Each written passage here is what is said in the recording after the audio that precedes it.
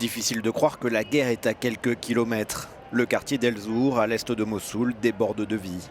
Les habitants reviennent faire leurs courses, des légumes, des produits frais, un marché comme il en existe des centaines dans le pays. Un semblant de retour à la normale qui s'observe aussi un peu plus loin. Ici, les ouvriers réparent une canalisation d'eau endommagée par une frappe aérienne. Nous faisons en sorte que les gens aient de l'eau courante. J'espère que les gens retrouveront une vie heureuse et confortable. Beaucoup de canalisations sont cassées. Nous avons réussi à rétablir l'eau dans le quartier, mais le réseau ne fonctionne pas encore bien. Dans les autres quartiers, nous continuons de travailler.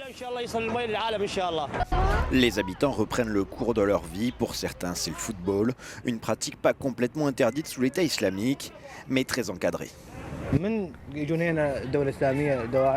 Quand l'État islamique est arrivé, les jeunes ont commencé à partir.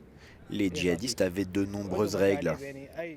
Les vêtements avec des logos étaient interdits. Les shorts aussi. La barbe devait être longue. Il y avait beaucoup de règles. Ces derniers jours, les forces irakiennes ont progressé dans Mossoul. Ils ont repris samedi l'université, un site stratégique qui était devenu une base importante de l'État islamique. C'est en fait toute la partie de la ville située à l'est du fleuve Tigre qui est en train de basculer.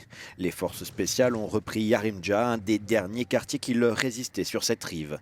Reste désormais à sécuriser les zones récupérées et surtout à traverser le Tigre pour reprendre l'ensemble de la ville.